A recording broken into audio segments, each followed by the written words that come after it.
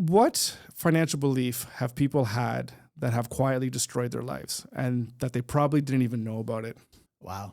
There's a whole bunch. I'll tell you a couple that I think are important. Sometimes just the thought, the idea of trying to save money or where to save it or how am I going to save it is stops people from doing anything. It freezes them. They get paralysis. Yeah, it's kind of like, how would I ever save enough money to buy a house? Or how would I ever, and where would I start? And how do I do that? And who do I have to talk to?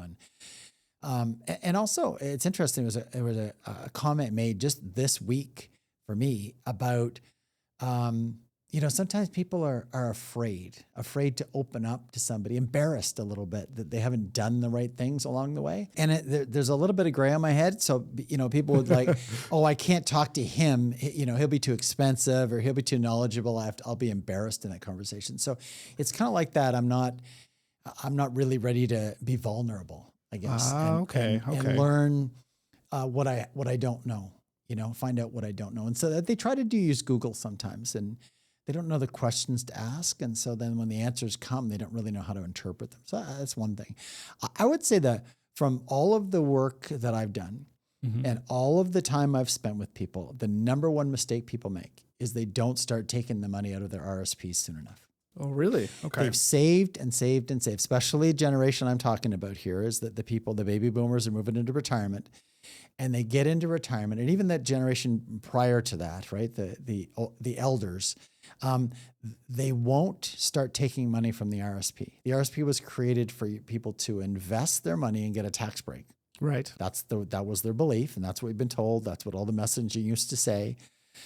And what happened is we got a tax break, and then we never want to take it out because we have to pay the tax. So they're afraid of paying taxes? Not afraid. They don't want to pay the taxes. They just don't want to. And so what happens is the government has come along and said, here's your minimum. You have to wait till age 71. Then you have to start a RIF or start withdrawing money from your RSP. And at age 71, they go, okay, what's the minimum I have to take out to pay tax? I don't need the money. So what's the minimum? So what happens is we're meeting people in their 70s and their 80s that have these huge RIF accounts, and they're smiling thinking they're beating the system by not paying the tax each year. The tax, it's got to come out at some point. It does have to come out. It does need to get paid. And so what happens is a lot of folks, if it's a couple, what happens is one spouse passes, the surviving spouse inherits their RSP or their RIF. So now they have both RIFs, which means they have a larger account size. And when they pass away, all of it's taxable. So in the year of death, they could have their absolute highest taxable income ever. And somebody has to write a check. And someone has to, even if they're passing away to their children or grandchildren or whoever. All of the money. See, what's funny about the RSP that changes to a RIF, all of the money in the RIF could be given to the kids or the grandkids. It can all go to them.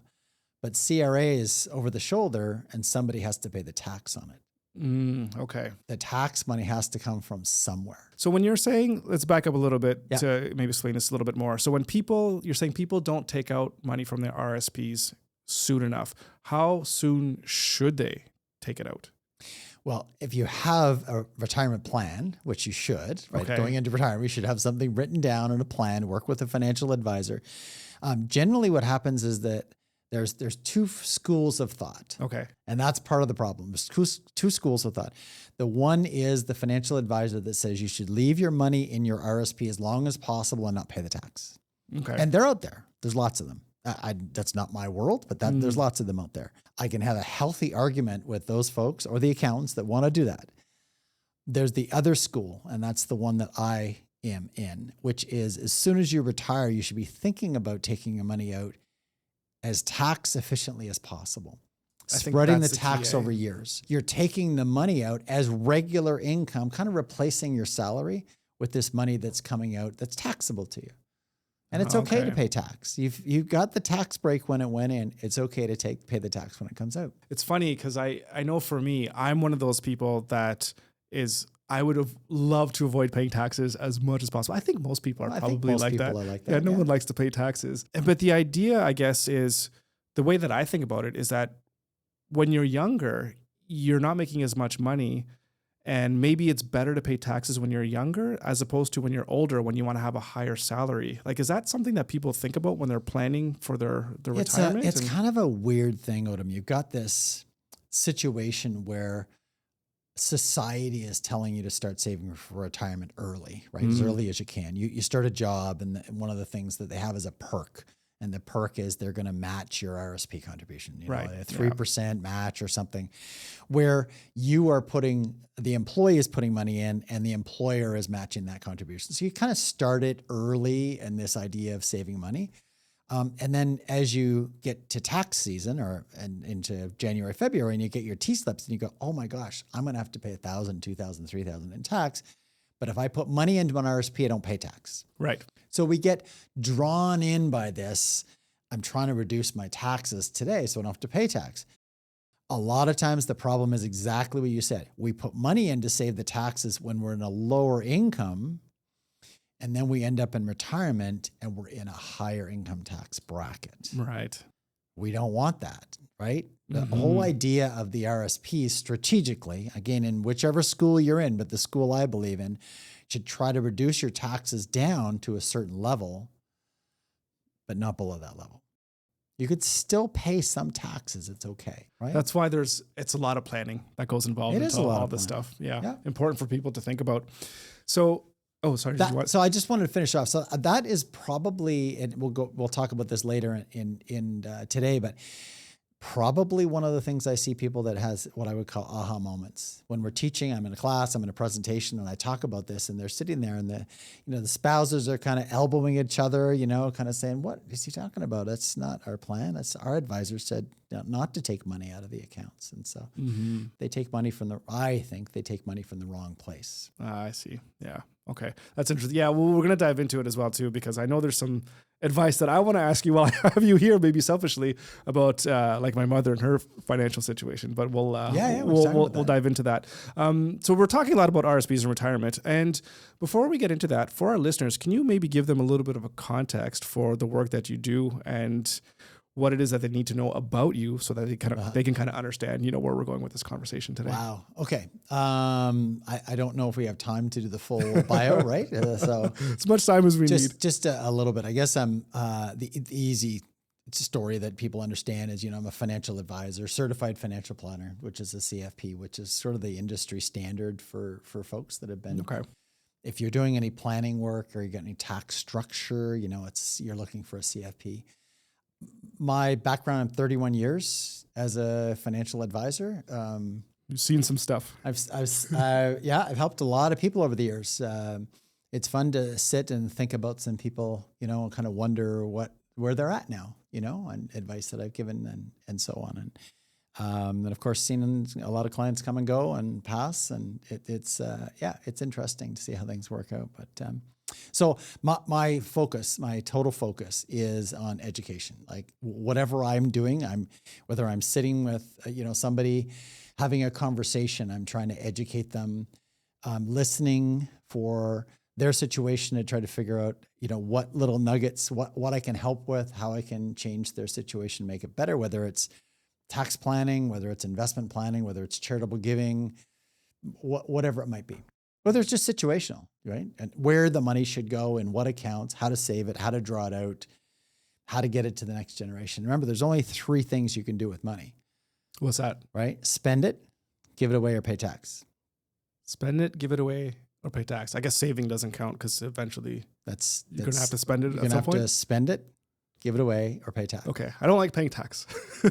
Most people don't. I mean, that's where the whole charitable giving comes in, and why I'm so involved in that part of it is that, it kept coming up that people don't want to pay tax. And so, charitable giving is a great way that the government supports you in saving tax because they actually participate in doing it. And some of the stories in my book talk about, the idea of what people did to try to reduce down their taxes. Yeah. So for this book here, the Your Joyful Retirement. Yeah. So I read this, and there's lots of stories about people giving.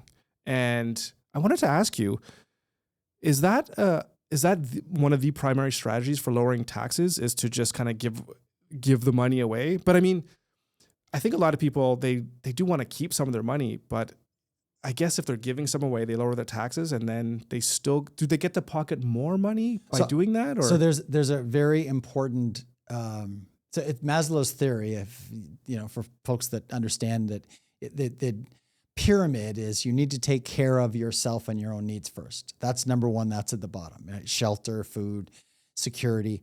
And then the second level is where you start giving to friends, family, taking care of them, lifestyle things you want to buy or whatever. But the top part is philanthropy. The top part is giving back to the community.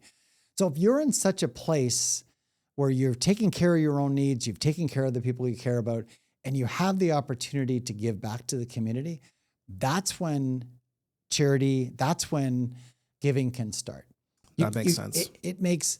And it's important to think that way, because if you're giving some of your wealth or something from yourself and you can't afford to do it, then you're going to be in the lineup looking for it back. Right. Just trying to be fair. That's the way. So a lot of people go through life and they build up these piles of money, these piles of wealth, and they've saved, and they've done a really good job, and they're not spending it.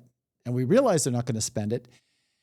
And then we have that conversation. Right. And say, well, remember what you can do. You can spend it and give it away, or you can pay taxes. Right. You're not spending it.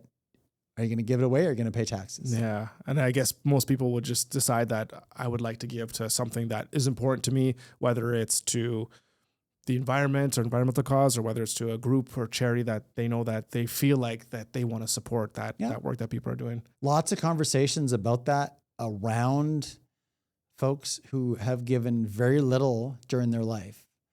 It's not that they haven't thought about it. They just didn't know they could. Right? Okay. Or they've made gifts and they haven't really thought about the tax consequences of those gifts. So, and not to say they're not philanthropic. They've been raising families. They've been paying debt. They've been building assets, whatever. And then they get to the point where they look back and they go, hey, I don't think we're going to spend all this. Or we help them with the plan that says, hey, you're not going to spend all this money, right? Right, yeah. And then they go, okay, well, if I'm not going to spend it and I'm not going to give it away, I'm going to pay taxes. So let me see. Maybe I can give it away instead of paying taxes. And that's where we start talking about the strategies around it. We don't need to get in too much detail today. For sure, yeah. Like all the weeds and the numbers and everything, yeah. Okay. But I think one of the things that people don't realize as much, and this is an important point, because when I ask this question to the presentations I do, I'm like, what do you think the tax benefit is? If you make a charitable gift. So they have $200 is the minimum, the government says. If you give over $200, then we'll start talking. So over $200, it's 50%. Of a tax break. Of a tax credit. Tax credit, okay. So if you give, $1,000 over the $200,000, it's 21% provincial, 29% federal tax credit. So it will reduce down your taxes, right? That $1,000 contribution will get you a $500 refund. So it reduces the actual amount of taxes you pay. It doesn't reduce like your taxable income. It's like directly to... No, it's that's right. Okay. It's the taxable income. So if you're trying to reduce down the taxes you're paying, it's a fabulous way to do it. Okay. Right? And people don't realize it. They're like, oh, I don't know. Is it 17%? Is it 34%? I've heard all kinds of numbers because they really don't understand it. So when they actually do the math, and I've had lots of people come to my presentation and challenge me. Really? Done lots of presentations over the year, and people are like challenged. They're like, no, that's not right. Excuse me, that's not right. And they go home and they redo their taxes. They look at their taxes, and then I get calls or emails or follow-ups, and people say, yeah, sorry about that. Yeah, you were right. You were actually right. Yeah. And I'll tell you what it is, Odum, is it sometimes it's obvious because it's in the pages, like this first 4 pages of the tax return that people see, they kind of look at. And there's other pages that are schedules behind that you don't see. Right. Yeah, and it's the schedules you don't see where the actual additional 21% is in. Okay. So that's why people don't know. Just a little bit of an aside when you're talking about taxes. I use software that just says, hey, what do you have? And I just put it in. Yep. And I don't look at all the schedules or whatever, it just does it. Do you recommend people look at those schedules in more detail, or is it just... I know this is a little bit off. No, it's all good. Here, but I'll tell you what's fun about that is that, you know what I say, that's for the financial advisor to look at, because we love looking at that. You know, we have clients come in and they go, oh yeah, I did my taxes, I got a refund or whatever, and I say, great, can you send me your PDF of the tax return? Yeah. So we go into Schedule 10, so whatever it is, and we go and say, oh, look, he paid a capital gain here. Oh. right? Figure out the ways that you can do things maybe a little bit better. Yeah. And the reason we do is because if we know you and we know your business and we know your income, we can suggest things, which will come up to some of the things we're going to talk about, which is kind of like when you're coming up with a plan, is it, where are you at in your life? Are you saving for a condo or house? Is it a, first home savings plan? Is that what you're doing? Is it using the RRSP and doing the withdrawal for a first home buyer's plan? Like, what is it that you're achieving? So I have a funny little concept. So I knew we were going to have a chat today, and I'm not really ready to share this, but I'm going to share it anyway, which is perfect. I love it. It's kind of what I think the next book is going to be. Okay. So I've got, the book is in print, it's out, and I've been passing it out to people, and we're laughing because a lot of the stories that are in the book are real live clients. Right. So, Yeah. They're changed a little bit. So. To protect anonymity, but I think that the next book is the next 5 years, and what that means to me is people need to be thinking about 5-year segments in their life. What are they going to accomplish in 5 years? Where are they going to be in 5 years? What's the goal? What do I have to do to get where I want to be in 5 years? Because, I talk about retirement all the time, but for somebody who's 30, retirement is a long, sort of weird future. It's hard to imagine what's going to happen in the next 30 years. 30 years is a lot, right? Yeah. Or 35 years or whatever it is. And I get pushback from some people who are enjoying what they're doing in their 40s going, I don't ever see myself retiring. I'm having a blast. I just want to keep going. Yeah. Why would I save for retirement? I should just build my business. And so I think that concept of the next 5 years, 5 years, you're getting ready to buy a house, 5 years, you're out of school, and 5 years, maybe you're thinking about children, or 5 years, there is a time frame where all of a sudden the panic starts to set in for a lot of people. And it's, one of your questions to me, if I may, is that, the presentation that I do focuses on people. One of the presentations, Joyful Retirement, focuses on people age 45 and older. There's a little panic that sets in for people in their 40s. They kind of using that next 5 years concept, they kind of go, wait a minute, I'm not ready. What do I have to do? Where do I have to get to? Where do I have to be? I had it.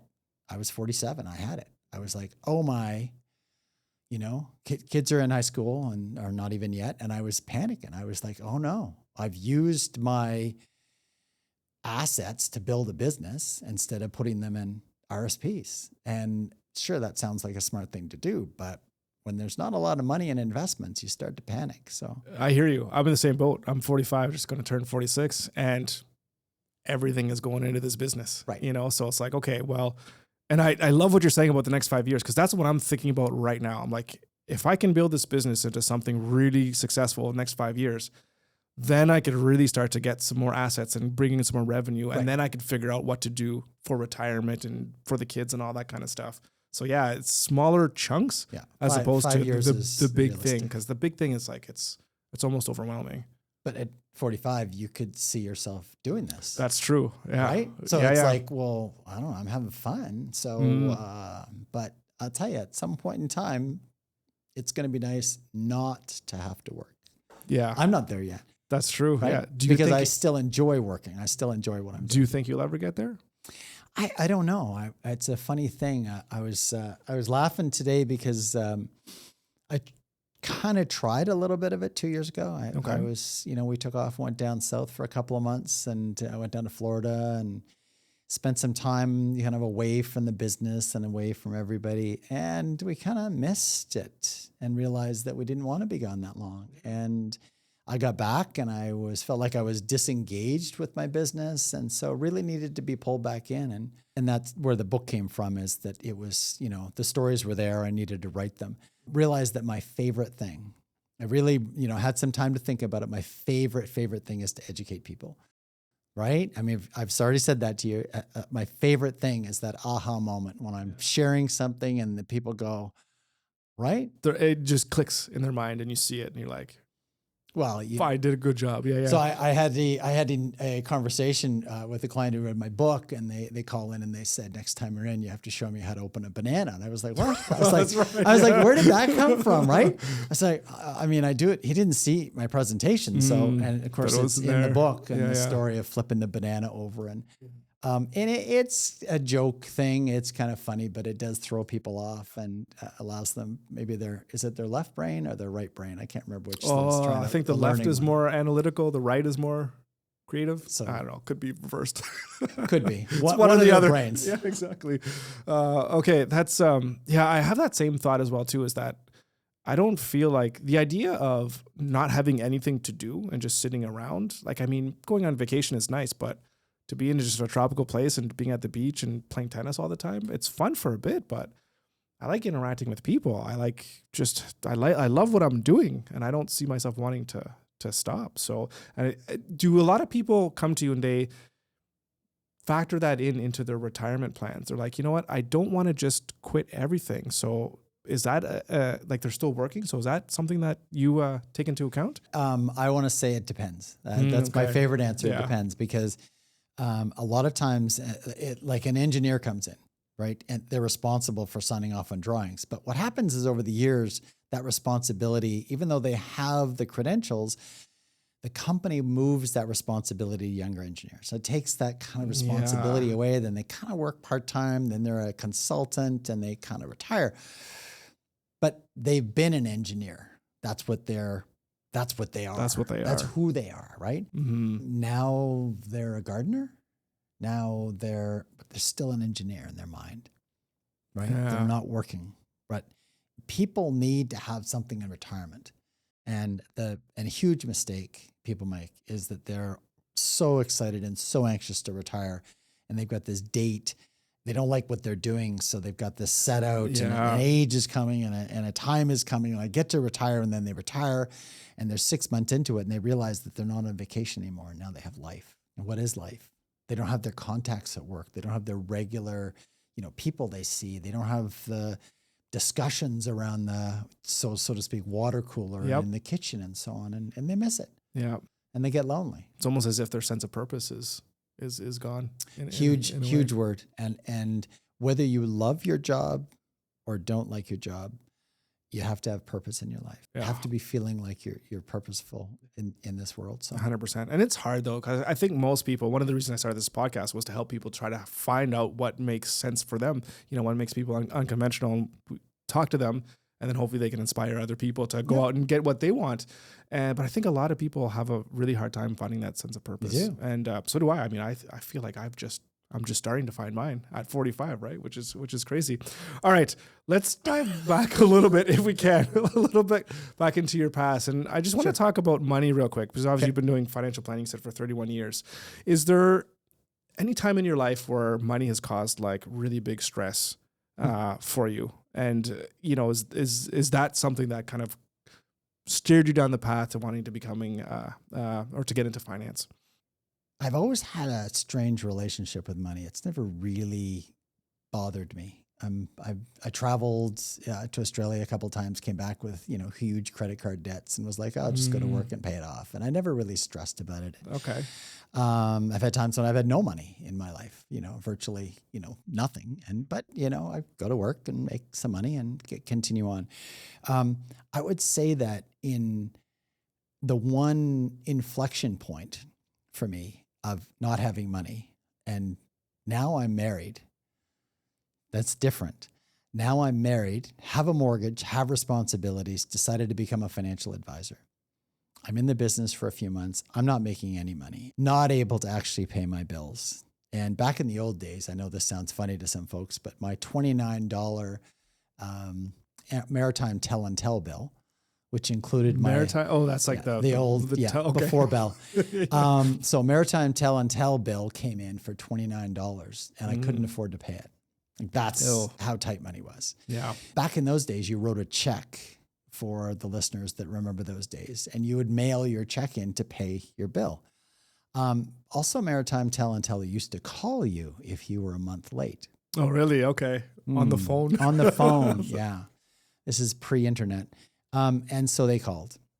and said, "You're a month late." And I had to disclose to my wife and have a very large, deep, upsetting conversation that I couldn't afford to pay. So I was started this new business. Yeah. I could not afford to pay $29. I let it go. And it's funny too, because I guess you couldn't answer it on your cell phone. You're just like, oh, hang on a second. Let me just go to the washroom. That's like the phone is right there. And the phone is hanging in the kitchen on a cord. Oh my goodness. Yes. Who's that, dear? Yeah.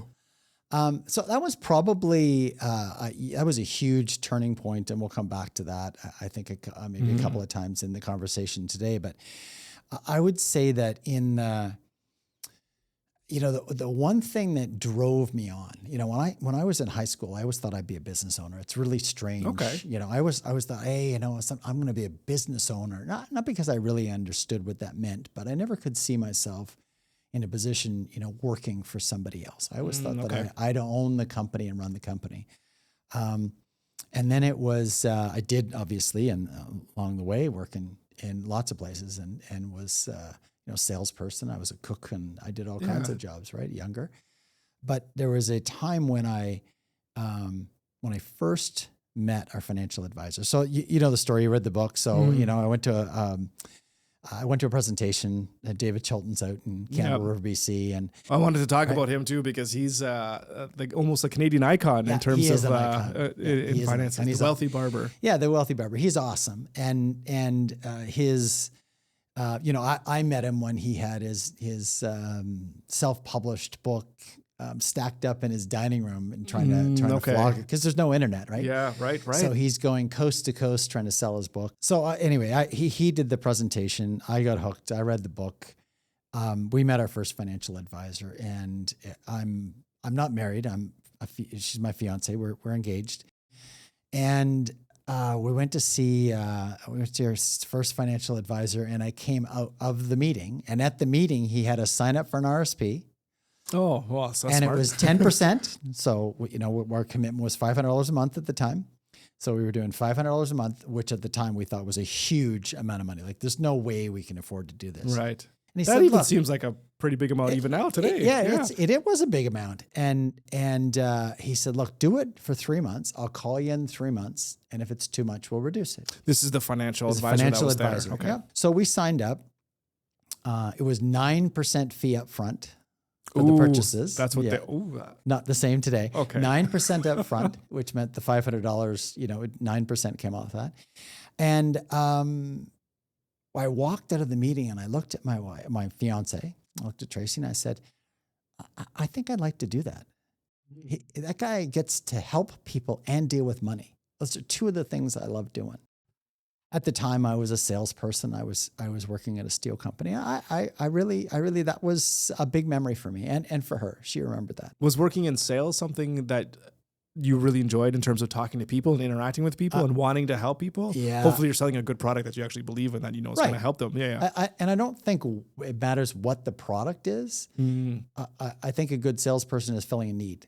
Okay. I have something that somebody needs, and I can fill that need. If they don't have the need, it doesn't matter how good a salesman I am, it's not going to work, right? Yeah, it makes sense. Yeah. So, but I really enjoyed the fact that, even though I didn't understand at the time, really, that, he wasn't really dealing with money. He was dealing with hope. The financial advisor. The hope for like the better future, to the better be retirement? able to save some money for our future. He was dealing with hope. And that's what we deal with today, right? Because it's all in the internet. It's all out there. Like the information. If you go online to look at your investment portfolio, it's not real. I can't touch it. Right. I don't know. It's all just out there, right? And all the investments and all the portfolios and all the shares and everything that's involved in it today, I think really what it is hope. Hope that we're going to have money for the future, hope we're going to have income for the future, hope that we can buy the car, hope we can buy the house, whatever it is. Right. So how does that translate into helping people? Like, are people coming to you almost like without hope in a sense, and you provide that for them I can say I have so many great stories about people who have come in deflated, and they're coming into the meeting because they have no idea what's going on. They've got money all over the place. saved at work, they've saved at the bank, they've made last minute contributions, they put it in whoever was talking to them at the time at the bank, and they put it in this fund or that fund. They don't know.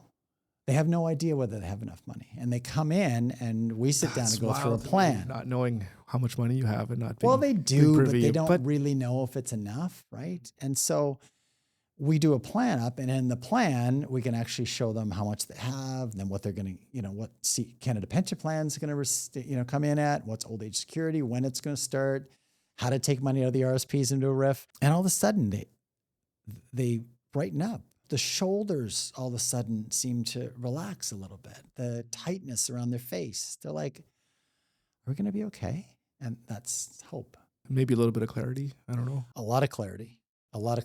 But again, they still don't really grasp what they have. They grasp what the income is going to be to know that they're going to be safe and they're going to be okay. That's fun. So how long did it take you to get to that point where you're really helping a lot of clients? Like, maybe talk to me a little bit about the early days, Sarah, because you're talking about how you couldn't pay your phone bill. It's $29. You're trying to get off the ground. So it sounds like there could have been a moment too where you might have wanted to walk away. Like, maybe talk a little bit about that. Like, what was a good turning point for you? There was a few times I tried to walk away, and I couldn't find a way out. Probably, and I can't remember whether it's in the book or not actually now at the story, but I actually tried being a financial advisor, and it didn't take. It was my story with my wife. I tried it. It didn't really take. So I went back to my old employer and went in and said, yeah, it didn't work out so well. So I'm going to come back. And he, in a very gut-wrenching way for me, said, no, I don't think so. I've already replaced you. I can't trust you anymore. So no. And I left crying. And that was a huge, huge moment for me. I drove home crying, and I thought that was my backup plan. So I needed a new backup plan. And so what did I do? I went back to work and started, I got to go sell some more. I got to go meet some more people. And attract some more assets, go make some more money. And in the meantime, went out to try to find out if any other institutions needed a financial advisor, because I thought I need a salary. That's what I need. I really need a salary so I can get some regular income. So I went to the banks, I went to the credit unions, I went all over the place. And of course it was before the financial advisors were in the branches. The banks hadn't figured out financial advice yet, right? They were still tellers. Okay. So I went there, knocked on doors, and nobody was interested in hiring. So I went back to work and went knocking on doors and picking up the phone and calling people, and made a little money here, made a little money there, new client here and new client there, and so on. But yeah, that was probably the time that I realized that I wanted to be accepted by my wife, who would be thinking I was successful. Right. And I didn't feel very successful, not making any money. Yeah, no kidding. So there's a couple of things I want to unpack about that, because you said one thing that was really interesting was that your backup plan was to always go to your old job. Yeah.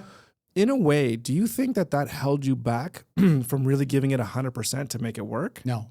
It didn't, eh? No. Okay. I don't think so. I had no idea what I was doing.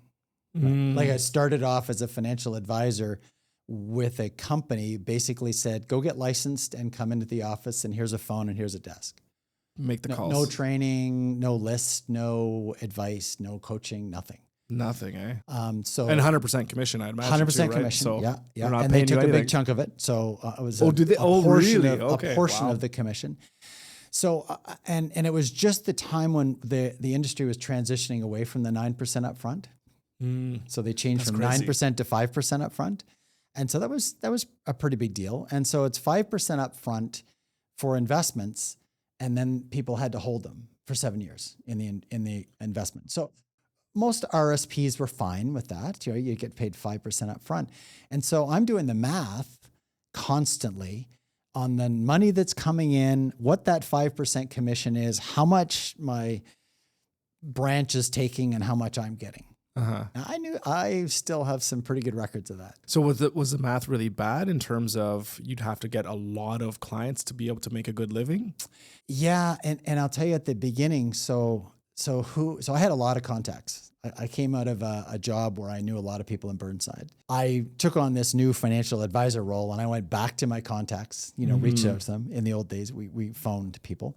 So I phoned them and said, hey, I'm working with this company. I want to come by and see. And they were like, yeah, sure. So I come by and see them. They're my age. And I was a brand new financial advisor. Why would they trust me with their money? Yeah. Probably a smart move, actually. But why would they trust me with their money? So they were like thrilled for me that I had this new career and I wasn't working in that industry anymore. But nobody wanted me to do their investments. So I think there was a handful, there was like 4 or 5 that actually became clients. And then I just kept struggling. I kept trying to find new ways to meet people. And then, of course, the longer you're in the industry, the more experience you have. And so the more you understand, and so it's easier to talk to people about investments and realizing that a lot of people don't really understand investments at all. So talking to them in investment speak doesn't help. It doesn't work. You have to talk to them you have again. To talk to them like humans. In that hope speak, in a sense. Hope speak. To be able to say, hey, $200 a month, that's, if you do that or every paycheck, right, that's going to reduce your taxes down. That money is going to go in RSP. Here's this, it's going to grow, whatever it is, right? That's a really good point that you bring up about talking to people and, you're a young buck out there and be like, why would I trust you with my money? Yeah. What does it look like though, when you do win over the trust of a client? What does it look like? Yeah. Like for them. It's relief. It's having somebody. I always talk about champions. This is, and sometimes it drives my wife crazy, but I'm always talking about champions. So in life, we want champions. Champions, if I want to go buy a car, I don't know anything about cars. I don't even know what kind of car I want half the time. So I end up with a champion, and the champion is at whatever dealer is there and becomes my champion. So we had Hondas for years because I had Dave at the Honda dealership who was my champion. We went in there and said, we need this car. We have 3 kids now, whatever it is. I need a van or whatever. You go, yeah, I'll take care of it. Give me the trade-in, whatever. Here's the monthly payment. We want champions in. I have champions at Home Depot. I go to Home Depot and I'm looking for something specific, and I go up and talk to them, and I realize they're not the person to talk to. And then I go around the corner and I talk to somebody else, the guy who's going to cut my board in half or whatever, and he's my champion. Right What now. is it about those champions that make you trust them that they're going to give you the right advice and they're going to do right by you as opposed to, doing right by them? And I think that's an excellent question, because I think part of it is, and it's funny I don't even know exactly how to say this, but I think you need to let people peek at you a little bit, take a little look inside of you to see what you're all about. That slight vulnerability you were mentioning. Very much. And that's actually in the book, is that, I've had a lot of people say to me, wow, you were really vulnerable in the book about your history and yourself and stuff like that. And that's what people want. They want to see inside you a little bit and see you're like them and see that you care. And that's actually a great word, care, because the old saying is they don't know what is it? They don't care what you know until they know that you care. Right. Yep. So if they know you care about them, and one of the things that we talk about a lot with when I'm meeting with people and I'm presenting to them, or we're sharing concepts or ideas, is, nobody is going to care more about your money or your future than we are, other than your family. Well, hopefully, anyways, that your family cares. Hopefully your family cares. Yeah, but like nobody's going to care more about it. Yeah. Right? Because it's in our DNA to make sure that you're successful. You're successful, we're successful, right? Well, that's the thing too. I imagine, if you're managing my money and then I start losing money left, right, and center, there's not going to be much belief that you're going to be able to be able to see through the finish line. I've been through many situations with downturn markets, and when portfolios go down, we've held hands and told people not to open statements, and that's a little bit of a different story too, about like a downturn in market versus somebody who's really not after your best interest. Yeah. Oh, so in the old days when this used to happen, because I don't think it happens anymore, it used to be the burn and churn of the stockbroker, right? So it'd be near the end of the month and they'd make a stock trade in somebody's account to earn a commission. Oh, okay. So 27th, 28th, it was pretty obvious, right? They just trade something to earn a commission. Yeah. This day and age, we charge a fee to manage the whole portfolio. Right. So we don't need to make any trades. We get paid anyway. And so one of the things that's interesting about financial advice is that, and where people get upset, and I see this in the Joy for Retirement classes when I'm teaching, is once they understand how their advisor gets paid, they start questioning the work that's being done on the portfolio. I get right. that. So if an advisor is getting paid 1% to manage the portfolio, that person's got $500,000. That's $5,000 a year. So did I get a phone call from them this year, or a plan, or any changes to the portfolio? They call me during RSP season. We talk about RIF income. Have I had a meeting? That starts coming up, and people are like, that's every year. Right. So we believe there's nothing happening. Yep. Right. There's nothing happening. So we believe we're not trading in the portfolio, but we honestly believe people have to work for their money. Like there has to be some value to that getting paid. And we certainly offer value. That makes a lot of sense. We're gonna dive into that a little bit more in the future here as well too. Okay. In the future. Down the page. down the page, yeah. But I want to talk a little bit about your book here again, your Joyful Retirement. This was a very quick read too, which is great. But it took a long time to write, by the way. I was gonna say it took a long time, but it took me after an hour and a half, I was done the book. Yeah. How long did it take you to write? 3 years. 3 years, eh? Wow. It was 2 years of stories and about a year of editing and trying to decide what went where and to take some stuff out. And do you think in your next book it's going to be that much faster? Be way faster. Yeah. So again, like you were talking about with business, it's like I didn't know anything at start. I didn't know what took I was 3 years to learn. Mary Jane Copps is in there because she's a very good friend and a huge supporter of mine. And she was one of the huge inspirations to make that happen. She was like, just write a client story, write the story, send it to me, I'll edit it. And that was the start of kind of what we started doing. And then she goes, write another one. And then she knew what she was doing. Eh? She knew it. She just kept me at, and then she just like, okay, well, we need, we're going to create case studies now. So we need to round out the story a little bit with some learnings. And then we need to have some information in there. And then we need your personal story. And so, yeah. Awesome. Is that your business coach too? No, Mary Jane Copps. Well, she certainly helped me on business over the years. Okay. But Mary Jane Copps is the phone lady. That's her company. Okay. She's fabulous. So back to your book. Back to the book. So, or in your business coach. Yeah. So there was a quote in there where your business coach asked you, what is it that you want people to experience in life? And then you answered joy. Why did you answer that? I think it's an interesting thing. And I've in going through business coaching, it's different than doing personal coaching. It really is. It's like, what's my business about? What I'm, it's hard to explain. And unless you've got a really good business coach, it's hard to take your personal out of it. Okay. So as a business owner, what did I want people to receive? Right? And we talked about hope earlier. Mm-hmm. But what do we want people to actually have in their life from working with us? And it was joy. It just came out. And he said, okay, so it's a joyful retirement. And it was like, yeah, that's exactly what it is. And so I branded, that was 2014, I think. Was it your love of talking to people and you said you always love to do education. That's what combined the whole joy and then the education, and you kind of combined that and branded it Joyful Retirement. And then that led you onto the path of teaching? Not quite. Not quite. Okay. So I had in 2012, I had a time where I was questioning where my passion was and what was going on in my life. So 2012 was, we were past the 2008 downturn, portfolios had come back up. I kind of looked around at all these clients. You were successful. I was doing okay. Mm-hmm. I was just kind of questioning what was next. And so ended up meeting an advisor who was working specifically educating donors of charitable organizations on how to make bigger, better gifts, smarter gifts. Okay. And so that inspired me. I was already working with some charities, but, helping them, talking about tax planning, educating them. And so I ended up starting this program. And the program is a presentation. It's called Tax Reduction, Estate Tax Elimination. And that program itself, I've done that for hundreds of people all over Nova Scotia and online all over Canada.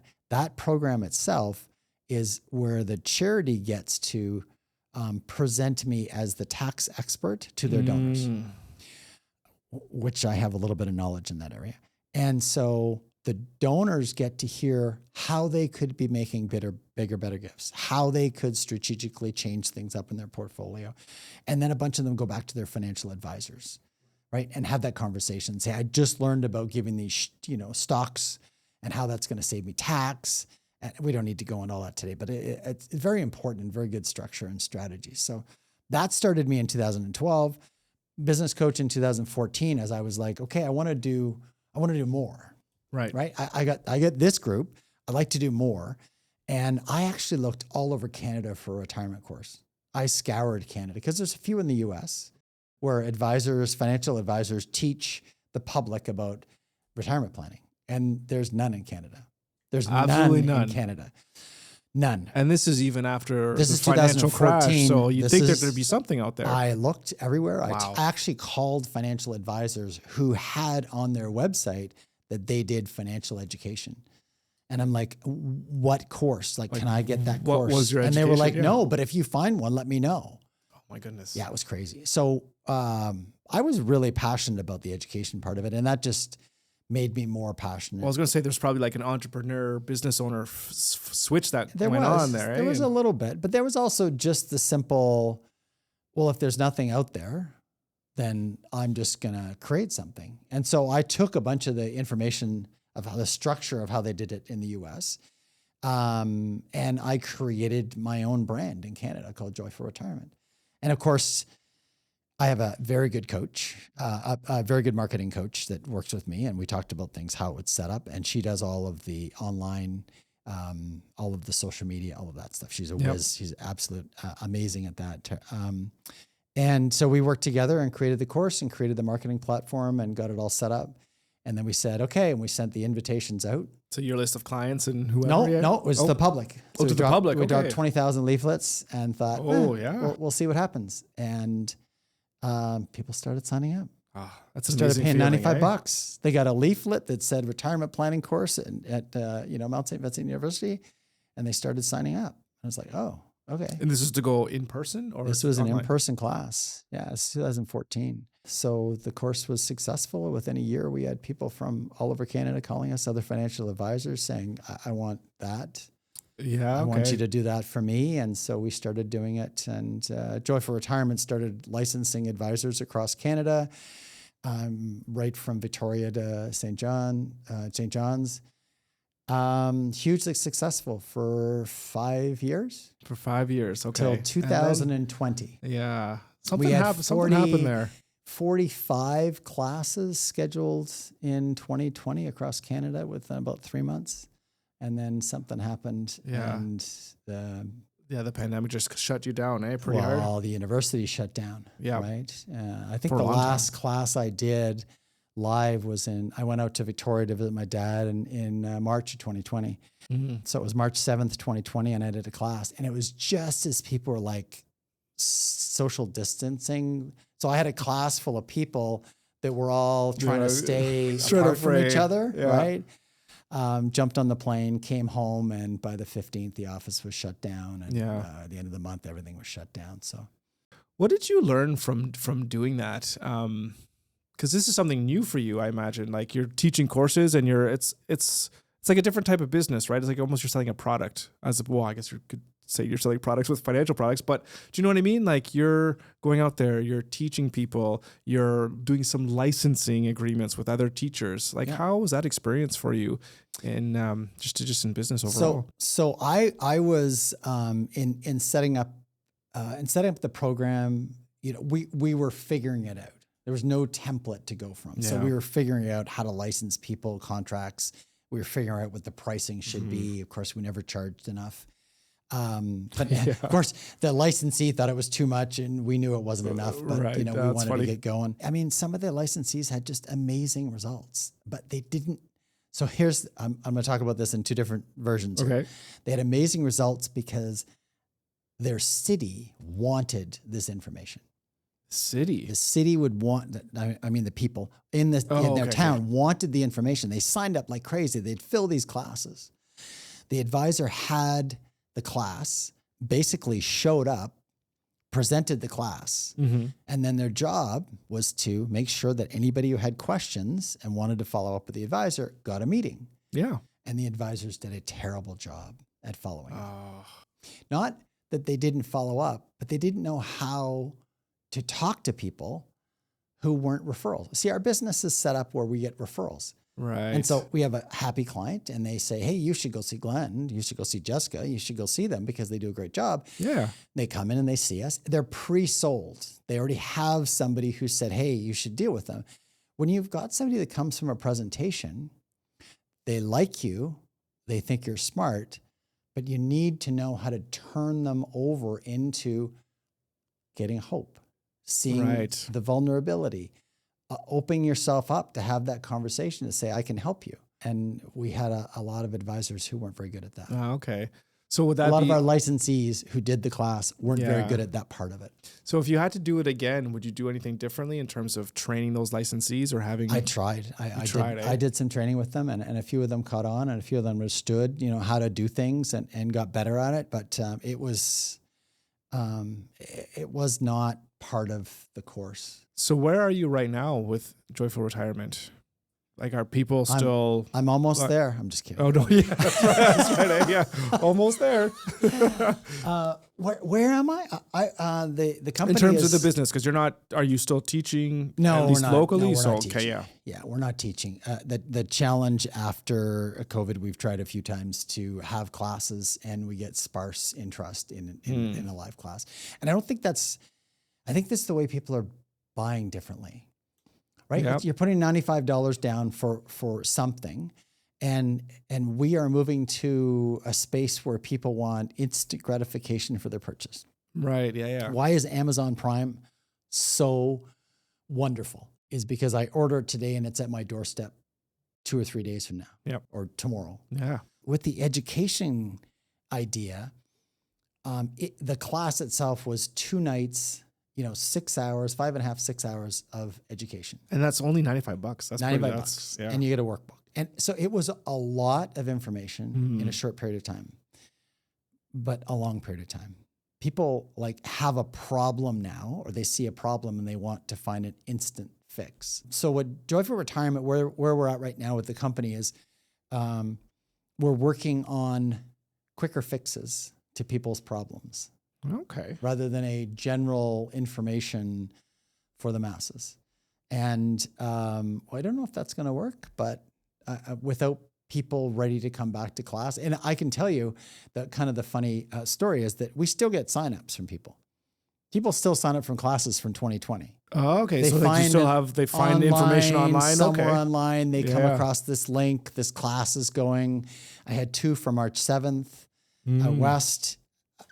They're signing up. So there's still interest. Have you moved it digitally though? Like, can people just buy the course? Digital. People don't want digital. They don't want to spend 6 hours or 4 hours watching videos of me presenting. They don't want to go through the slideshow on their computer at home. It's almost as if they want to have access to someone that they can ask questions. They do. They want. No, I shouldn't say that. They wanted, because people are changing, right? People are changing all the time.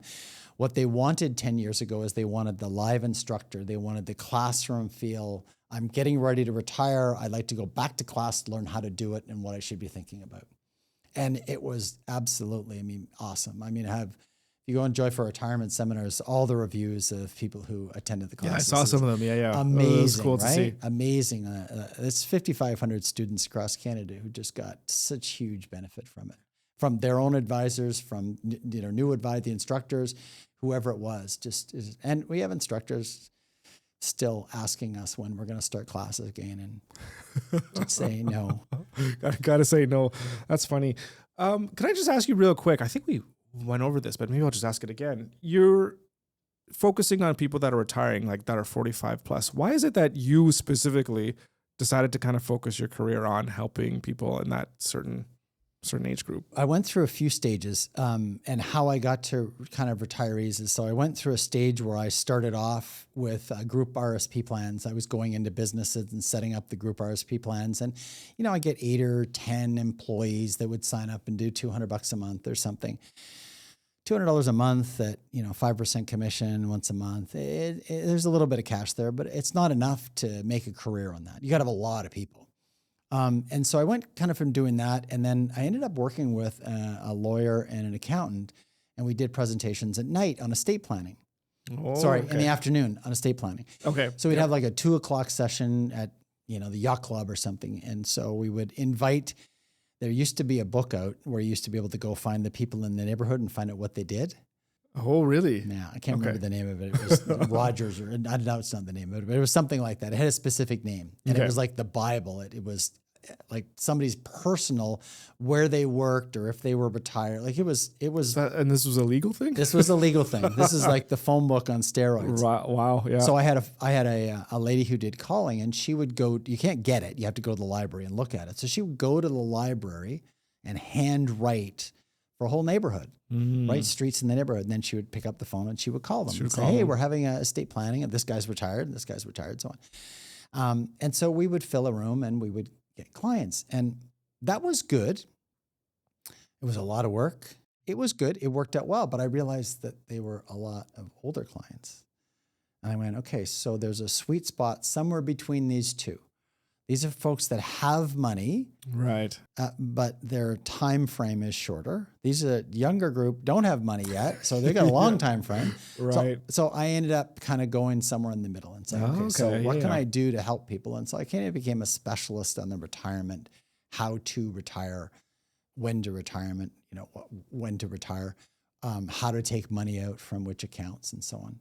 Right. So I still have older clients. Mm-hmm. I still have younger clients. Younger clients are actually, both are transitioning, looking to retire now. So. But I do. I have a great, story about, working 30 years ago with a client who started with, his work plan with, the $200 a paycheck and putting his money in, putting money in RSPs and, working with a company and getting shares in the company. And now he retires, a multimillionaire, and doesn't have to worry about money anymore. Is there anything else to unpack about that? Any lessons that the audience can take? It doesn't matter what you start with. You just start. And when the opportunities are there, you have to take them, right? And, his opportunity was there because he was a hard worker at the beginning and was willing to work extra hours. And, he became the manager, and then he became a shareholder and owner of the company. And so I wonder if it's harder to do something like that today with today's market and job market, where you don't see the guy going in at the one level and then 30 years later they move up to the top. Things moving so fast in the corporate world. The corporate world, no. But the small business owner has a problem right now. They built a business, right? And what are they going to do with that business? How do they monetize that business, right? And so one of the ways to monetize it is to sell it to somebody, right? You mean the asset itself of the business? The business. Yeah. So I've got a client who's a chiropractor, and right now he's built up this business. The only person that can buy it is another chiropractor. Right. Right. It can't be owned by somebody else. It doesn't work that way. But another chiropractor could walk in. You've got brand, you've got location, you've got the setup, you've got all the equipment, all the clients that come in, and regular new clients every month because of the location, because of the marketing. Yeah. And no younger chiropractor wants to step in. Why do you think that is? That's what I think. Why? I don't get it. Right? You get instant revenue. Yeah. You got a business that's already set up that somebody has spent years creating. You walk into the business. It's not even turnkey. It's basically you walk in, you're good to go. You sign a lease for 3 years. You're immediately making money. You already have the cash flow. Yeah. Immediately making money. Is it a lack of awareness or understanding? No. Or like, it's that next generation. It's the next generation coming on, not wanting to take risks. Oh, it's a risk issue. But what's riskier, doing nothing or trying to build something from scratch? To earn a That's salary. Crazy. Really? They're happy to earn a salary, or they don't want to work that hard. Okay. Right? I'm only going to do 4 days, or I don't want the commitment, or whatever it is. And I don't think that's just one industry. I think that's a lot of industries. So you've got business that have been created and built up and a brand name and recognition, but there's no value unless somebody buys it. Right. So the owners are going, okay, so maybe I get employee X and get them interested in being an owner of the business. And what I do is I start giving them shares and then pulling out the dividend, giving them shares, pulling out the dividend, right? So they slowly start buying in with commitment. Wow. Are you seeing a lot of that? Like, you got a lot of clients. Are a lot of your clients like small business owners that are getting close to retirement? And we've talked a lot about on this podcast about succession planning and how there's a lot of small businesses here in Canada where a lot of people are not planning how they're going to transition away from their business. And most people, it seems like they're going to just close their doors. Like, are you seeing that? A lot of people that are just going to close their doors. There's just no... But that's such a shame. It is a shame. Yeah, it is a shame. But by the way, I don't have a lot of clients. I've got less than 200 clients. Oh, that's... Right? That's not a lot of clients. What is a lot of clients in the financial world? I talked to an accountant today who's got 1,200 clients. Oh, right. So that sounds like a lot to me. That's an accountant. Maybe it's a little bit different. Yeah, maybe it's a little different. But a lot of financial advisors are certainly in the hundreds. Okay. Right. And so that's why you need a team. You need more than one person. The sweet spot in this industry, they say, is 150. So 150, that goes to Simon Sinek, right? That's your tribe, right? Okay. The tribe. Okay. Yeah. So once you get above 150, you're maxed out. Yeah. Okay. You can't take any more. So then you need another advisor to help with you. Unless you want to build a team. Right. And so once, and in my world where I want to focus more on education and presentations, it's got to be less than that. It can't be 300 with 2 advisors. I don't want to do all of that work. Yeah. So it's kind of 150 plus a little bit. And you're in that position now where you're dictating what it is you want to do, what brings you purpose and what brings you satisfaction in your work. I'll tell you the difference is fun is that, look back from 30 years ago when, the joke is anybody who fogged a mirror was a client, right? So, and that's the life insurance joke, right? If you fog a mirror, you're a client. So, but now it's like, they don't have to become a client. I can just help them. I don't need to take them on as a client to help them. I can just give them advice. Yeah. Can have a conversation with somebody and say, look, you're already dealing with so-and-so, this is what you need to tell them. This is the advice. This is what you need to talk about. This is the investment, or this is the product, or, whatever it is. I don't need to take it on my shoulders. I can just share. Yeah. So I just want to bring it back a little bit about when we're talking about dealing with people that are 45 years and older. And I just have a question for you about, is there something, like, I would imagine that if people are financially literate when they're younger, when they're getting to that point where they're 45 and older, that they should already kind of have a financial plan. But I'm sure for you, there's no shortage of people out there that don't know much about money. Is there some kind of fundamental failure that we're having as a society in terms of teaching young people and our youth about how to really properly manage their money and how to think about money? I'm not sure I can unpackage that for you. It sounds more like an education issue, but fundamentally, yes, we are not teaching. And I don't think we ever have. I don't think this is something that all of a sudden in 2026, we look around and go, hey, we should have been teaching our kids how to do this. I didn't get taught that. That wasn't a class that I had in school. It's not like we used to do it and now we don't. And I don't think going forward, my kids would come home in high school and say, we're learning about credit cards. And I went, awesome. Really? I've never heard that. Yeah. And then all the information they had was wrong. Oh, yeah. No, seriously. Like the information they brought home. And I went, well, that's not right. Can you give me a quick example? Do you know? When you're supposed to pay the credit card, I'm like, that's not how it works. Okay. It's like, well, a teacher says, I was like, oh dear. Okay. Just a second now. Let's have a conversation about this. So when my kids were young, I went and got them all, when they became of age of responsibility, I went and got them credit cards. And I said, the way that you're going to get credit in this world is you need to use your credit card and pay it off. Yep. And so my kids were so diligent. My son ended up having a credit balance on his credit card because he would go spend it and then he would pay it off. And then he would go, I don't know if I did that. And he'd pay it again. Right? So he actually in some months had credits, but that's not good either, by the way. If you go into like negative. Yeah. They don't like that. So you should have a balance. Like there's a certain way to go through and figure out how to get credit. If you're doing a good job when the credit card company comes back to you and offers you more. Yeah. They keep on trying to raise your limit. Yeah. So my kids would, start off with 1,000, 2,000, then they'd get a 4, 5, 10, whatever it is. And every time the credit card company offered there, I said, take it. Always take it. Always take it? Always take it because you're building credit. Use the card, pay it off. Use the card, pay it off. Do whatever you're buying, couch, whatever it is, use the card and then pay it off. And pay it off. And for God's sakes, do not get any interest. No, well, and I'm actually not, I'm not passionate about not paying the interest because, sometimes it's okay to have a balance, but I don't miss the payment. That was the lesson. Right. Okay? But here's the thing. All the kids have fabulous credit scores. My wife has a fabulous credit score. Me, not so much.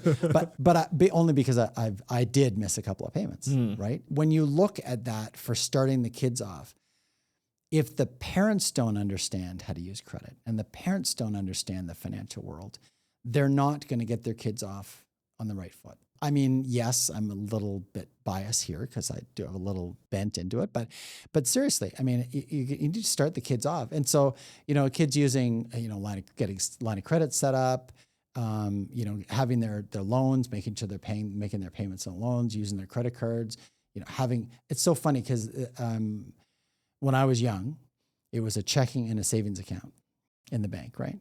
So everybody had a checking and a savings account. The old Leo, the Leo the Lion, yeah. So you had a checking and a savings account. And of course, when I was young, I just had a savings account because I didn't have a checking account. But when you talk to the younger generation, they have no idea what you're talking about. They have a bank account. There's no savings account. It's a bank account. What is the savings stuff? Yeah, what is the savings you're talking about, right? It might be a tax-free savings account that the bank has offered them and they've jumped into or something, but they just have one account. And checks, they don't have checks. What do you need checks what is a check? What is a check? Why would I have checks? I got my daughter checks so she could pay her rent. They said we need 12 monthly checks. So she's like 19. We said, okay. So I went and ordered checks. She got a book of 25 checks. Cost us a fortune. She wanted to make sure it had a special logo on it or something. So we get the checks. And then she goes to the landlord and says, oh no, we'll just do direct withdrawal or whatever. Direct withdrawal from your bank account. Yeah. She's like, well, what? Like language, right? Direct withdrawal checks, whatever. The landlord wouldn't think about it, but I want to talk a little bit about teaching kids because that's what we're talking about. Yeah. And I want to bring something to you because this is kind of how I like to think about things. But again, this is just my knowledge from what I know, so I could be wrong. We're talking about RRSP, and you're saying a big mistake that people make is that they don't withdraw it early enough. And there's a new thing in Canada. I don't know how new now, but new enough, the tax-free savings account, where it's a thing where you just put your money into it and whatever you make off of it, it can just grow and you withdraw it completely tax-free. Yep. So I like to think like with my kids, I say like, okay, listen, if you are 18 years old, you can open up an account. It's just 19 here in Nova Scotia. So is it all Canada or is that just 19 I don't know. here? It's 19 here. Yeah. So I'm like, if you can max that out, $500 a month or whatever it is to maybe $600, whatever it is to max it out, and then you let that grow, by the time you're ready of retirement age, you should have, if you're doing whatever the stock is doing, like millions the of average. Millions. Yeah. So, is that a smart way of thinking about it? Is that like, am I off on this thinking or is this? Because I would say if you've got a young person starting out, first of all, it would be a challenge for them to put away $500 a month. That's true. That's true. It doesn't matter how old you are, what you're working at. Let's just say that's for fun. So getting a young person started on a tax-free savings account is good idea. The issue, of course, for a 19 or a 20-year-old, what you want me to put money away for retirement? Like I'm going to need a house. I'm going to need a car. I'm going to need a vacation. I'm going to, I'm going to have kids. I've got a wedding ring. We don't go to retirement. We just go, you should save money. Right. Tax-free savings account's a good place to do it. But here's the interesting thing about that. If you're 19 or 20, your income is probably fairly low. Yep. So putting the money in an RSP, it's not really going to be great for you. And it's not how much really money are you gonna retirement. save? It's not really retirement money. Putting money in a tax-free savings account, it's going to save you the tax. But again, what tax are you going to pay? If you got investments and your investments go up a little bit, you got a capital gain or a dividend. Really, again, it's not a big deal. Right. The issue isn't about the taxes at that point in time. The issue is about the regular savings. It's my friend, David Chilton with the 10%. And he says 10% for long-term and 10% for short-term. 20%. 20% total. 10% for long-term needs and 10% for short-term savings for your trips or, your car or whatever you're going to save up for. Okay. So that's pretty substantial for folks. And it's discipline. So the discipline of saving $500 a month, $600 a month, that's a lot. Just the discipline of savings. I keep saying $200, right? That's what I've said all the way through this. Just putting $200 away a month. It's not too much. It's not too little. It's something. And if you get that going as a young person, it's a habit now. Yeah. One of the things that I talk about to clients about is when you start an education plan for kids and you want to start saving for your kids so they've got money for school. And some people do, some people don't. But if you can start that, I started at $100 a month for my kids and I never changed it. 3 kids, $300 a month from birth till age 17. Never changed it. I didn't have the money to change it, but I never stopped it. Always, every month, automatically on my bank account. And of course, the market went down in 2008 and the value went down and it hurt me. And I was like, oh, I got to recover. They went in and it paid for their first degree. Which is amazing, because it's expensive. It is expensive, right? So just having that discipline. So a young person saving $200 a month, what happens is in their own mind, that money is for something. You don't know what it is yet. They might not know what it is yet, but it's for something. So if they're saving $200 a month and again, $2,400 a year, $2,000 a year, it doesn't sound like a lot. $2,000, $2,500, $5,000, $7,000. Now they need to buy a car. So there's the down payment. There's the part. Now they're going to finance some. Oh, now I need to save more than that. Right. Now I got a car payment and I got this and $200 might not be enough. So now it's $400. You get a better job. You get a bonus. Like now I open that first home savings account. Like that's where all that education needs to come in. Unfortunately, parents aren't educated enough to do it. So really they need to talk to somebody. As I said before, it's probably not me. They'll be intimidated by somebody like me. They need to find somebody that's younger, somebody in their 30s. Doesn't matter, male, female, somebody that they can actually have a conversation with that's not going to try to sell them a product. What I'm hearing from you, and I think this is really fantastic, is like really for youth, it's like get them into that right mindset of like, it's not really about filling out your tax-free contribution room, but just doing the thing every single month to build that habit. Yeah. So then you can set yourself up for success down the road. It has to be a separate account. Right. I was talking about checking and savings before. We used to take money from our checking account and put it in our savings. Now it needs to be out of our like your day-to-day checking account. I don't even know what to call it now. Your bank account, and it needs to go somewhere. And that's why the tax-free savings account for a lot of folks is efficient, is they can take the money and just slide it over there at one time or regularly or whatever it is. It's just out of sight, out of mind. Yeah. One of the benefits we see actually working with some of our younger clients, so these are folks that would be the kids of clients or the grandkids of clients, is that when they set up the account at a financial institution, not their bank, the money leaves their bank and goes to the financial institution. So it's like, okay, well now it's over there. Right now it's not accessible on my debit card. I can't go into the bank and move it over. So that's much more of a commitment than just, going into your bank account, moving money over. Right. And you could just move it over in a click. Clip it, maybe I need, whatever, and you just pull it back. There is some sort of, and I don't even know what it is, but if you have money in your account, you feel better. If you have money in your bank account, you feel better. Right? I think that's true like just for most people. Your regular, the day-to-day one. Day-to-day. If you have money in that account, if you don't have money in the account, you're freaking out a little bit, right? It's a little stressful. But having money in that account is important. So you don't want to move all of the money to stress yourself out. You need to have a buffer. You should always have a buffer.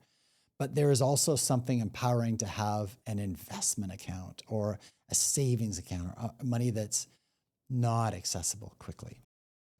Powerful. It's a good feeling too. Like if you open up your account, or hopefully you're not opening up all the time, but if you have something that you know that's set aside and it's got like 10,000, 20,000 and you know you don't need it, that is a good feeling, because I think it gives you that freedom and, like you said, that clarity to kind of know that, okay, well, I'm okay if anything happens. I can, handle the storms or whatever that might be happening. There's a funny time in our business where there was no online access. Nobody could go and look at their accounts online, right? You always had to wait for the paper statement, right? Right, to come home, yeah. Quarterly or monthly paper statement would come in the mail. And then the whole industry kind of shifted and transitioned and everybody had online access. What happens now is I shouldn't say that. Some people are much more hyper aware of the value of their portfolio. Mm-hmm. Do you think that's a good thing or a bad thing? And I don't think it matters. I don't think it's a good thing. I don't think it matters. I'm very much the Warren Buffett idea, which is you just forget about what the market's doing on a daily basis. I literally look at the market and know what's going on a daily basis to see if there's an opportunity to buy something. Right. That's the hat I have on all the time. I'm always got the hat on to say, I wonder if something is down. See what's on sale. Right? See what's on sale today. Yeah. But long term, I talked to a client yesterday and she was concerned about one of the companies she owned. She saw a news report and I said, it's a great business. Well, you buy from it.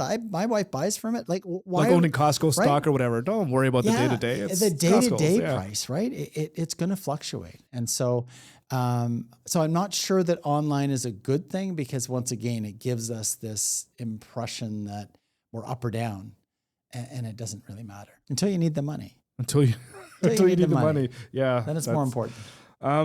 I want to ask a little bit about what goes hand in hand with financial planning. Have you ever experienced anything like life insurance? I think is a big thing.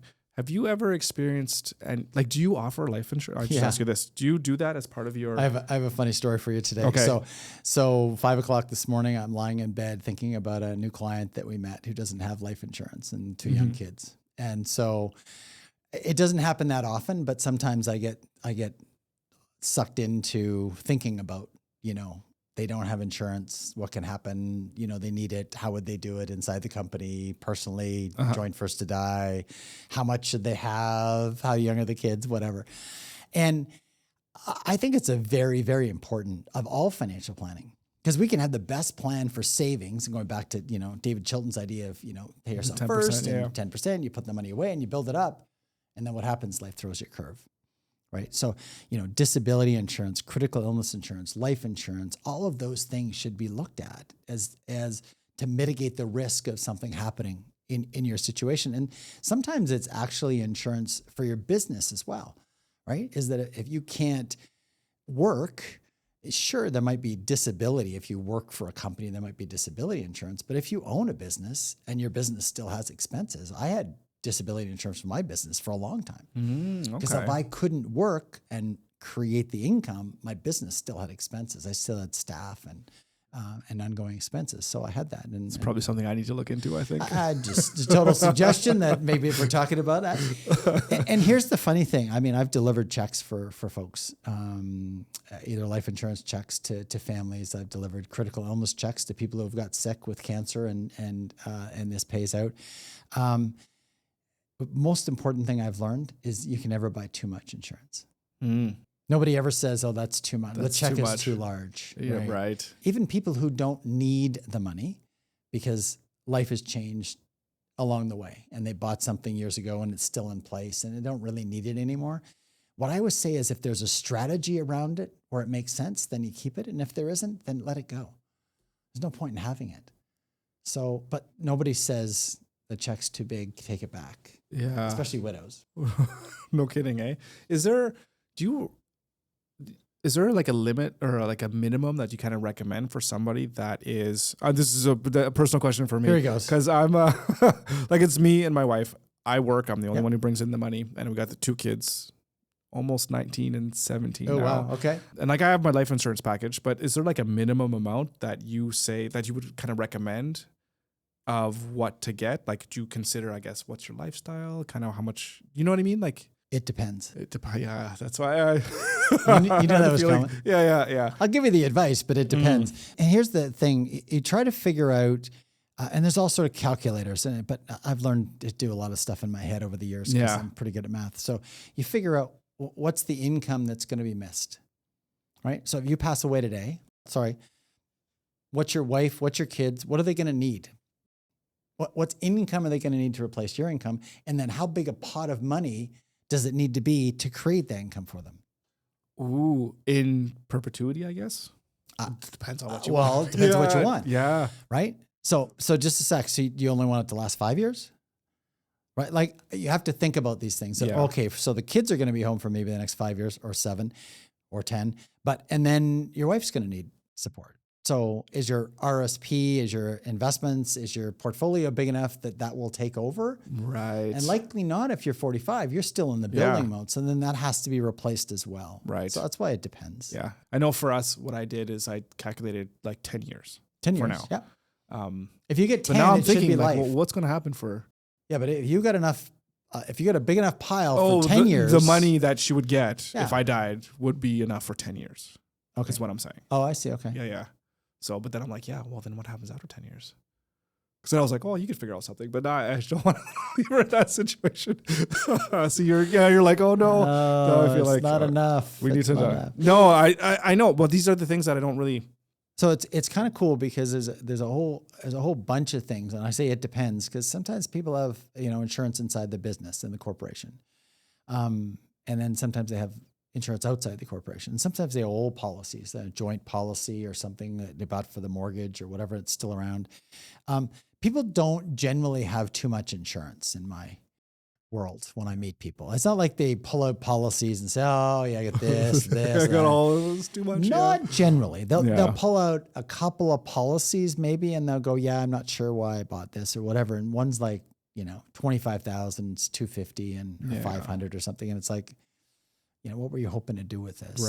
Right. I really like that in terms of just thinking about like, what is the plan? Like, what do you hope that's going to happen in the future if the worst does happen? And then work your way back from that. Nobody ever receives a death benefit that's too much.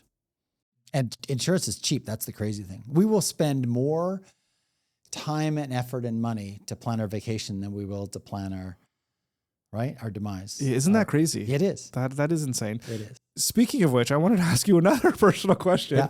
So my mother, she just retired. I knew we'd talk about your mother eventually. Yeah, of course. It's got to get there. She's just retired. Yeah. And I'm the executor of her will. Okay. But she just told me, it's like, okay, well, there's 3, I got 2 siblings. So there's 3 of you. You guys just split everything. Mm-hmm. But that's it. I haven't seen it. I don't know anything else of what's in there. Okay. Is there some questions that I need to ask her in order to be better prepared to do this? Because like I'm sure you've seen, if somebody does die or something happens, they get passed away or they get really sick, it can throw your whole plan into, if you don't even have a plan, it can throw your whole life into chaos. And I don't want that to happen, I guess, with my mom. I want to make sure that it's taken care of in the way that she wants to.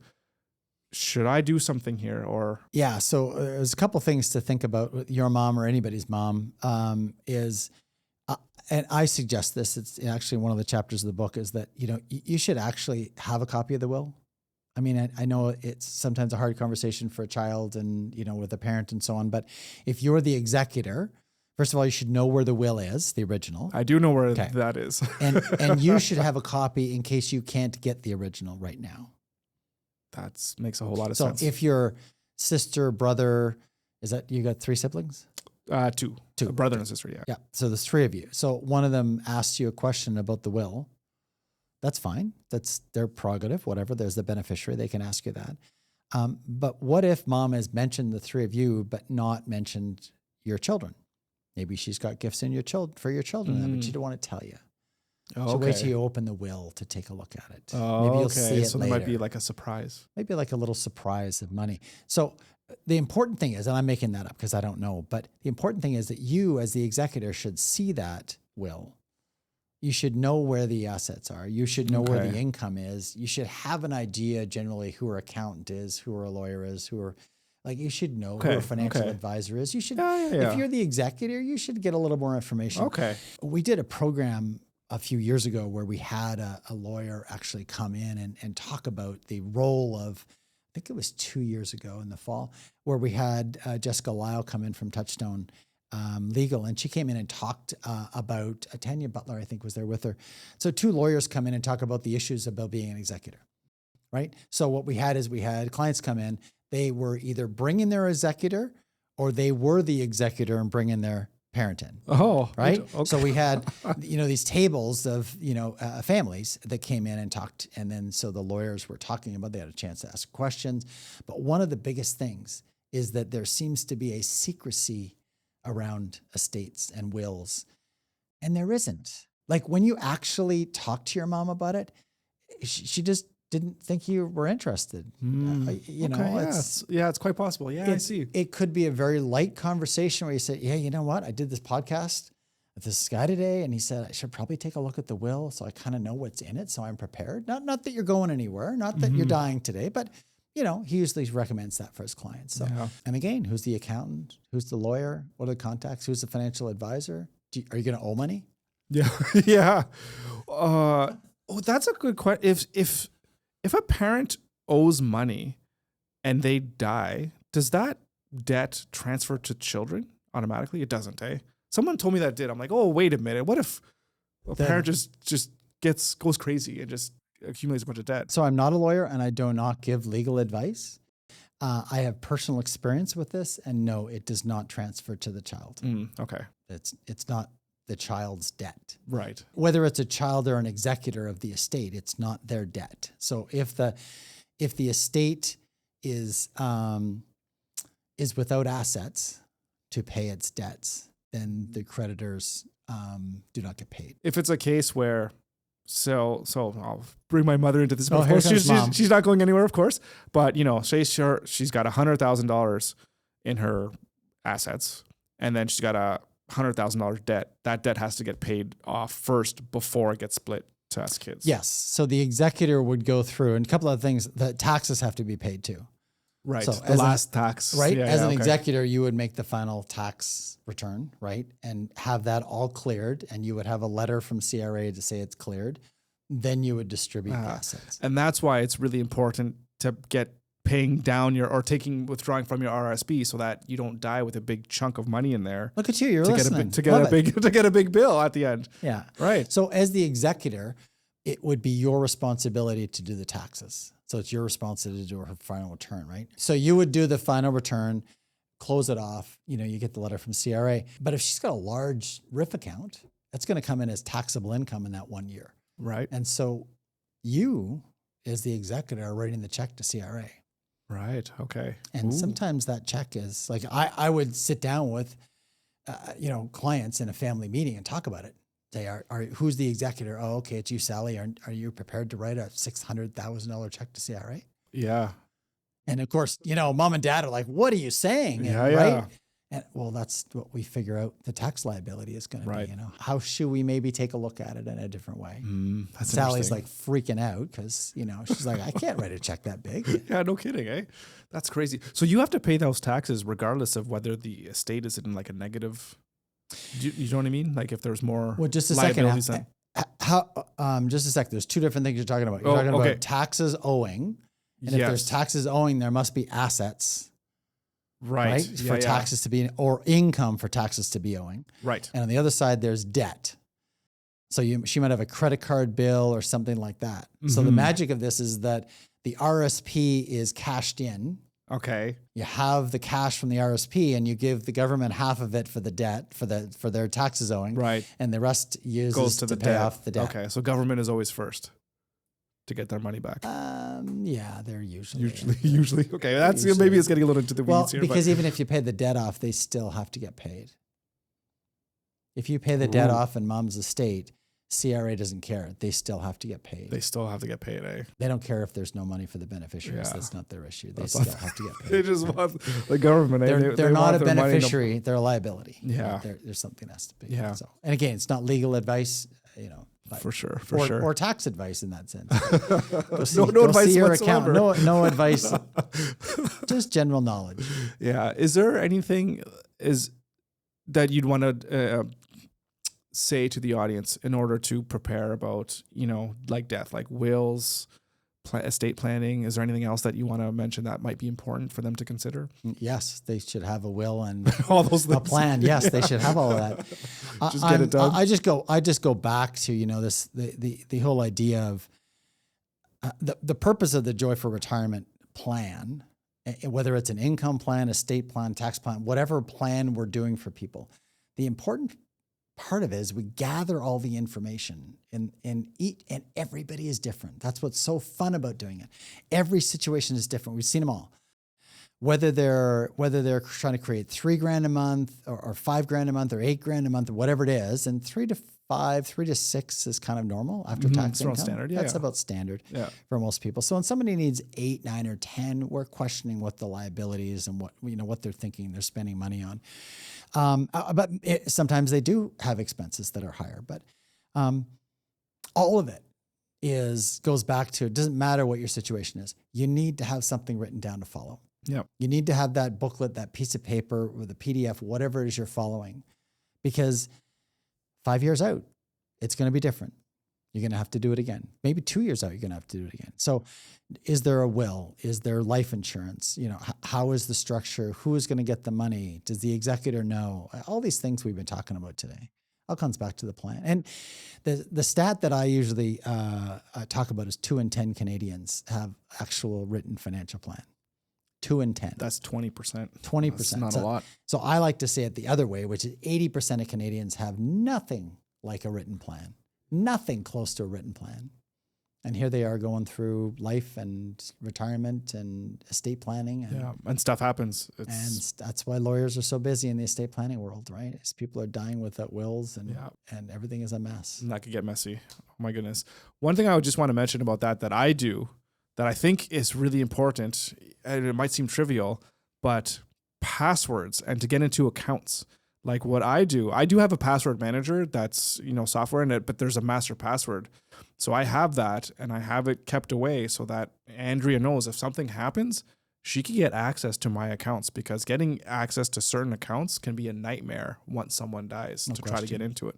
So just something for the listeners out there to consider. They call it digital assets. Digital assets. Digital assets, which is all your passwords for everything from air miles to getting into your bank to whatever. If you're like me, you've got them written down somewhere. Yeah, that you probably shouldn't, but your wife doesn't know where they are. And locked. Hopefully the passwords aren't, password 1, 2, 3, 4 as well too. No, no. I had an interesting conversation with somebody yesterday who says they always use a $ in their password now because of me. Really? I always have a $ somewhere in the password. You got to have it somewhere. Yeah, you need to have that something that's outside of a number or a letter. So for sure. If you were in a room and it was filled with a bunch of 25-year-olds and they all felt that they were behind or they're really overwhelmed with just finances in general, what would you tell them that you would say most financial advisors wouldn't tell them? That's a trick question. I don't know what other financial advisors would tell them. So. Oh, okay. Well, I'm going to tell you what I would say. What would you tell them? Yeah. But just like almost like what's common knowledge out there that people are told, but really maybe they shouldn't be following. So back to what I guess I'd talk about what I've done, for my kids and what sets you up. Whether they wanted to or not, they become somewhat financial literate. Mostly they didn't want to, but they do. Mm-hmm. Credit. You need to have credit in this world. So you need to have a credit card. You need to have a line of credit. You need to have something. Yeah.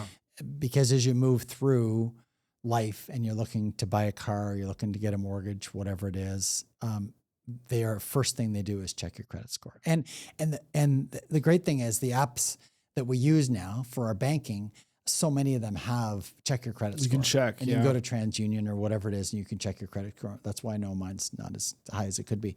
But my wife's rocks. So it's a funny thing because the more debt you have, the more they like you. That's right. You need to pay it off because anything you miss is a debit on it. It takes away some of your credit score. But having a good credit score, working on that, being aware of it is important. Don't be afraid to take risks. That's what I would say. Don't be afraid to take risks. You got lots of time. Don't be afraid to take a risk, whether it's a business risk or a personal risk, whether it's a relationship risk, whatever it is. Don't be afraid to take risks in your life. There are so many people who are getting into retirement now and wish they had done more when they were younger and had more energy. And so don't be afraid to take risks. Don't want to have that regret at the end. And you won't know about it until it's the end. You won't know that regret's there until the end. Having a big portfolio is irrelevant. Saving money, having a big portfolio, having a big pile of money, having life experience is way more valuable. Way, way more valuable. So I believe there's both that need to happen. As a 25-year-old, I wouldn't fret that I didn't have a big savings account or a big bank account. I wouldn't fret if I didn't have, a degree or had gone through university or something like that. What I would say is for anybody is that you will make your life whatever you want your life to be. Think about it. The more you dream about what you want, the more it will become reality. And so if you want to be a traveler, if you want to have a business, if you want to have a spouse and a car and whatever that might be in a house, dream it, write it down, draw it up. I have lots of things in my life that I can point right back to where I've literally drawn out what it is that I want to have. The house in Halifax with the white picket fence. And I can tell you 4 years later, we had exactly the house I drew. What do you think it is about laying it out like that and writing it down? What does that do into your mind to almost make it so that it's going to become inevitable? You're walking towards it all the time. You're stepping towards it in everything you do. And as you do that, stuff comes in front of you for you to take. And you have to be willing to take that chance. You have to be willing to take that risk, to step into it, even though sometimes it doesn't feel good, right? And you again, you won't know what, and you're going to go off in some direction, then have to bring yourself back to get there. Yeah, it's not a straight line. And maybe it's not a house for you. Maybe it's a job, whatever it is. Maybe it's somewhere you want to go, or a spouse, or whatever it is, the kids or whatever. I mean, I always thought I had 3 kids, and I had 3 kids. It took a long time to all work out that way, but 3 wonderful children. So a wonderful wife. That was always the plan. When I met my wife and I said, I'm going to be married by the time I'm 30, and I married by the time I'm 28 and kids by the time I'm 30. So you told her that? I told her that. Yeah. Were you married? Early in the relationship. How old were you when you got married? I was 27. 27. Okay. So I got married in August and I turned 28 in September. Oh. Now I didn't have kids by the time I was 30. So some things don't always work out the way they're supposed to, but if I had, I wouldn't have been able to get into the financial world. Yep. I wouldn't have had the opportunity to get into the financial world because remember, I wasn't making any money when I started. My wife was working full time and I wasn't making any money. And when you have kids, they cost a couple dollars. So I couldn't have taken that risk. Right. That opportunity, that risk would not have been available for me. The younger you are, the more risk you're probably going to be able to absorb. Yeah, for sure.